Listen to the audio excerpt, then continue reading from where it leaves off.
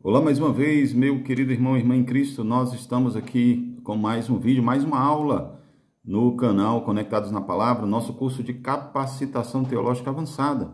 Estamos nos aproximando do final do primeiro módulo, módulo de introdução geral à Bíblia, e hoje você vai conhecer mais a respeito dos chamados livros apócrifos, ou como alguns preferem chamar de deuterocanônicos. Se você quer conhecer um pouquinho mais, fica nesse vídeo até o final. Lá no final tem uma surpresa para você, tá bom? Não esquece de se inscrever no canal, se você ainda não é inscrito, curte, comenta, compartilha esse vídeo com seus irmãos e amigos em Cristo Jesus.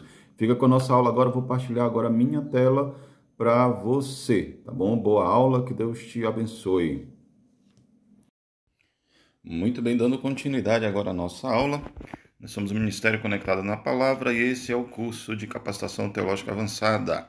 Esse curso tem mais de 30 módulos e mais de 100 videoaulas que você vai ver aqui no YouTube gratuitamente, independente se você faz parte desse curso ou não. Mas se você deseja fazer parte, pode falar comigo aí, eu vou deixar um contato aqui no primeiro comentário. Você pode falar diretamente comigo e saber como fazer parte desse curso e receber também o seu certificado. Se você ainda não faz parte desse canal, eu vou te pedir 3 coisas, tá? Curte aí esse vídeo se você gostar, se inscreve no canal para nos ajudar e compartilha com outras pessoas esse conteúdo para que mais pessoas sejam abençoadas com o conhecimento. E nessa aula nós vamos falar sobre os livros apócrifos. O que são os livros apócrifos? Quais são os livros apócrifos? Ou, como alguns preferem chamar, deuterocanônicos. E por que a grande maioria das igrejas cristãs não consideram que esses livros devam estar dentro do cânon sagrado. Vamos então ao nosso conteúdo. Os livros apócrifos são 7, tá? Estão localizados no Antigo Testamento de algumas Bíblias, como por exemplo a Bíblia de Jerusalém, tá? Em sua maioria, as igrejas que aceitam esses livros como fazendo parte do cânon, a principal é a Igreja Católica Apostólica Romana. E nós podemos encontrar esses 7 livros dentro do cânon do Antigo Testamento. Seriam eles 1º, 2º Macabeus, o livro de Tobias, Judite, Baruque, Sabedoria e Eclesiástico. E nós vamos entender por que esses livros não devem fazer parte do cânon sagrado. Segundo o dicionário de religiões, a palavra apócrifo ou apócrifa é uma palavra composta derivada do grego que significa esconder de. Os escritos apócrifos são considerados de natureza esotérica. São 7 livros e algumas porções chamadas de apócrifos, algumas porções de outros livros. Por exemplo, na Bíblia de Jerusalém, na Bíblia Católica, você vai ver no livro de Daniel algumas porções a mais do que o que nós temos nas nossas Bíblias, com o livro de Daniel tendo apenas 12 capítulos. Eles estão inclusos na versão do Antigo Testamento da chamada Vulgata Latina. Você conhece a Vulgata? É a tradução latina da Bíblia, do Antigo Testamento, que foi compilada por Jerônimo no século V e foi autenticada pela Igreja Católica no Concílio de Trento, apenas no século XVI. Qual o pano de fundo para o surgimento dos livros apócrifos? No ano 320 a.C., o povo da Palestina vivia uma rigorosa pressão política e social. Morre Ptolomeu V morre repentinamente e Antíoco III decide então anexar a Judéia ao seu domínio. No ano de 198, a Síria toma o exército egípcio e toma posse de Judá. E os seleucidas haviam se tornado protagonistas da cultura pagã, grega ou helênica, e a sua intenção era introduzir essa tradição também dentro da cultura do judaísmo. No ano 64, Pompeu foi um cônsul de Roma, atacou a Síria e a tomou, tornando-a província romana.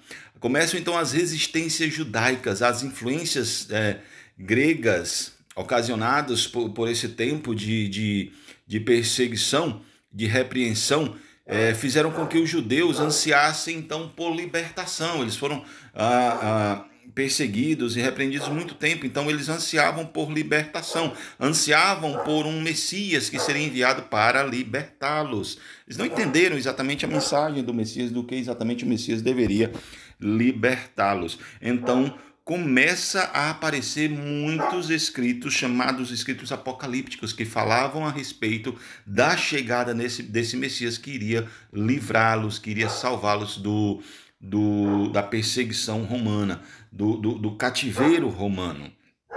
E começam então a aparecer muitos desses livros.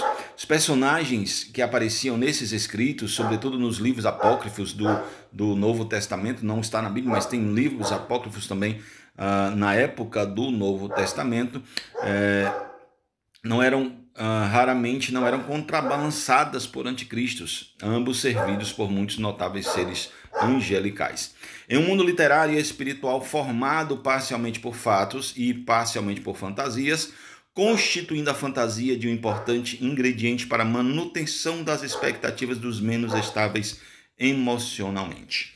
Esse foi o pano de fundo para o surgimento dos livros apócrifos, a perseguição que eles sofriam pela Síria, pelo Egito, por Roma. Então nasce no coração do povo judeu a necessidade de ter alguém que os libertasse. Então começam a aparecer escritos falando a respeito de personagens que poderiam fazer isso. E a Igreja Católica, o que ela diz? Os protestantes têm dificuldades teológicas de admitirem a autenticidade desses livros, pois apresentam de forma bem clara certas doutrinas refutadas por eles, como, por exemplo, o purgatório, a oração em favor dos mortos e a intercessão dos santos. Nós entendemos que na nossa Bíblia, na Bíblia que nós usamos, na palavra de Deus, naquilo que nós consideramos como cânon sagrado, essas são doutrinas que não constam, não existe o purgatório na Bíblia. Nos 66 livros da Bíblia, a oração pelos mortos também é outra doutrina que não existe. E muito menos a intercessão de santos, como a Igreja Católica prega. No livro de Judas, irmão de Jesus, ele fez citações de livros apócrifos. Isso é uma alegação da Igreja Católica para que esses livros apócrifos estejam dentro do cânon sagrado. Outra alegação é que Jerônimo aceitava os deuterocanônicos. Como eu disse, alguns preferem chamar os apócrifos de deuterocanônicos. Antes de visitar a Terra Santa, após a visita, foi influenciado pelos rabinos a considerar somente os livros aceitos pelos judeus. Eu tenho aqui uma citação que diz o seguinte: a Igreja Católica resolveu a situação. De que forma?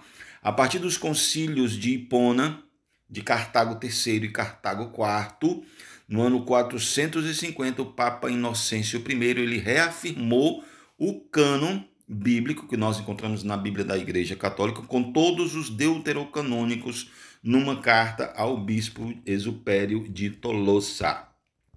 E nós, protestantes, nós evangélicos, nós fazemos parte da comunidade cristã, independente da sua denominação. O que nós entendemos, o que nós dizemos, em que nós acreditamos. Como lembra o Frei Mauro Strabelli, a escritura do Velho Testamento, considerada original, é a Bíblia hebraica, é o que nós conhecemos como a Bíblia hebraica, cujos livros foram considerados como canônicos de início e sem nenhuma discussão, ou seja, nunca houve discussão sobre a canonicidade dos 66 livros que nós temos na nossa Bíblia. Esses livros não foram escritos por profetas, pois era uma época de interrupção na sucessão profética, esses livros, os livros apócrifos. Por isso, apenas os 39 livros do Antigo Testamento eram considerados inspirados e divinos. Segundo Flávio Josefo, o cânon do Antigo Testamento, com 39 livros, foi fechado entre 465 a 425 a.C., ou seja, o último escrito foi exatamente nesse período. No ano 90 d.C., o Concílio Judaico de Jamni analisou os demais 7 livros, mas os rejeitou. Além desses 7 livros, não fizeram parte do cânon bíblico original. Eles só foram considerados como inspirados pela Igreja Católica no Concílio de Trento, no ano de 1546. Alguns detalhes interessantes é que Jesus e os apóstolos só usaram os 39 livros hebraicos originais. Ah, em todo o Novo Testamento, Jesus e os apóstolos, eles usam citações do Antigo Testamento por 1.378 vezes. Sabe quantas citações são feitas a respeito dos livros apócrifos? Nenhuma. Ou seja, Jesus e os apóstolos não os consideravam como sendo parte das Escrituras sagradas. Assim também foi com a igreja primitiva. A igreja primitiva também rejeitou como inspirado esses livros. Os pais da igreja, como Gregório, Atanásio, Jerônimo, não adotaram esses livros como fazendo parte das escrituras sagradas. Aí vem o porquê da rejeição. Por que nós entendemos que esses livros não podem fazer parte do cânon sagrado? Muito simples a resposta. Porque eles ensinam erros doutrinários e históricos, conforme nós exporemos agora. São alguns versos que nós iremos ler, não vamos ler todos, mas você vai acompanhar conosco alguns deles. Por exemplo, lá em Tobias, no livro de Tobias, no capítulo 5, verso de 1 a 9, há uma narração de um anjo mentindo sobre a sua origem. Mas o que a Bíblia fala a respeito da mentira?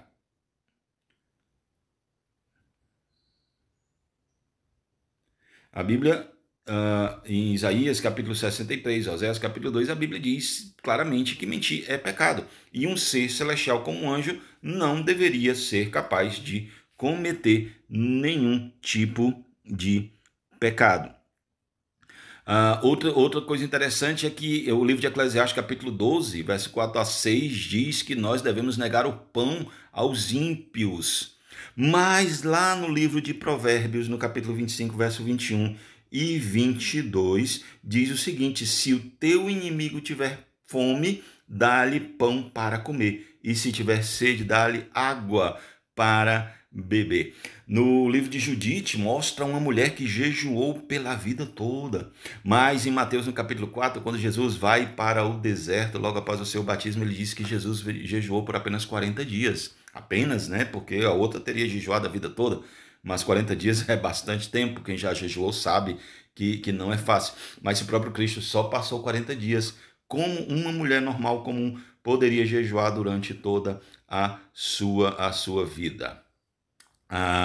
Eu vou destacar só mais esse quinto ponto, que no livro de Tobias e Eclesiásticos diz que dar esmola purifica o pecado. Mas a palavra de Deus diz lá em 1 Pedro, no capítulo 1, versos 18 a 19, o seguinte: sabendo que não foi com coisas corruptíveis como prata ou ouro, que fostes resgatados da vossa maneira de viver por tradição, recebeste dos vossos pais, mas com o precioso sangue de Cristo, como de um cordeiro imaculado e incontaminado. Entenda, querido, nós não podemos aceitar como sendo sagrados livros que trazem doutrinas que são contrárias à palavra de Deus. Nós temos 66 livros na Bíblia, cerca de 40 autores e em torno de 1.500 anos entre o primeiro e o último escrito, e em nenhum momento a Bíblia se contradiz. Então não posso aceitar como fazendo parte do cânon sagrado doutrinas, livros que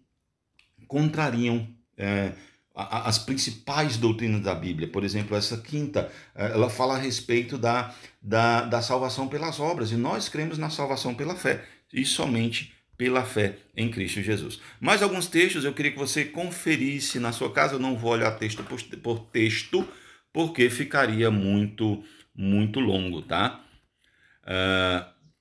Esses são os últimos. E no livro, na Bíblia traduzida pelo Pontífice Instituto Bíblico de Roma, na página 6, diz assim: os livros da igreja, da Bíblia, a igreja reputa os sagrados e canônicos, não porque tenham recebido por ela, a igreja, aprovação ou autoridade, nem somente porque contém a revelação sem mistura de erros, mas sim porque, tendo sido escritos sob a inspiração do Espírito Santo, tem como autor o próprio Deus, e como tais foram dados à sua igreja. E nós entendemos que apenas os 66 livros que nós temos na nossa Bíblia têm essa inspiração do Espírito Santo, tem essa autoridade de ser considerado como livros sagrados e canônicos. Eu quero encerrar com 2 Pedro capítulo 1, verso 21, que diz assim: pois jamais a profecia teve origem na vontade humana, mas homens falaram da parte de Deus, impelidos pelo Espírito Santo. Essa é a Sagrada Escritura que você tem aí na sua mão. A palavra de Deus. 66 livros inspirados pelo Espírito Santo. Livros que foram escritos por mais de 40 autores em um período de 1500 anos, e de Gênesis a Apocalipse. A centralidade desse livro é a salvação em Cristo Jesus, o nosso Senhor. E tudo que vier contrário a isso é considerado por nós cristãos como não fazendo parte do cânon sagrado. Que Deus te abençoe e fica com Deus. Mas continua conosco agora até o finalzinho, tá? Se você gostou desse assunto, se você tem o desejo de aprender mais sobre esse assunto, porque a gente precisa conhecer de todos os assuntos para nós podermos rebater, eu tenho aqui para você uma novidade interessante. Eu tenho uma biblioteca de livros apócrifos, tá?